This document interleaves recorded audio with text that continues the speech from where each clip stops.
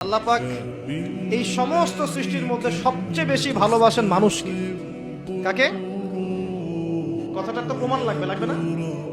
প্রমাণটা দিচ্ছি। এই মহাবিশ্ব সৃষ্টি করার পর আল্লাহ পাক অনেক মাখলুক সৃষ্টি করেছেন। কিছু কিছু নাম আল্লাহ পাক আমাদেরকে জানিয়েছেন। এমন অনেক মাখলুক আল্লাহর ছিল বা আছে, আমরা সেটা জানি না। আমরা জানি জিনদের কথা, তাই না?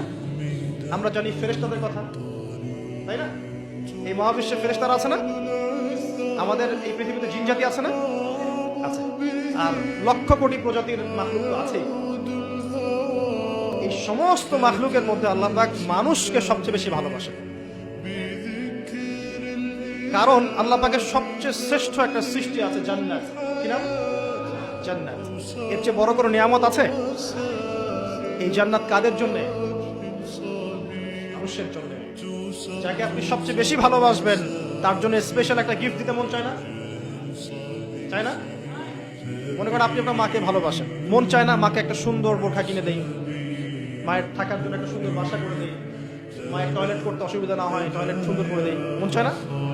মন চায়। আল্লাহ পাক মানুষকে এত ভালোবাসেন যে মানুষের জন্য আল্লাহ পাক জান্নাত সৃষ্টি করেছেন।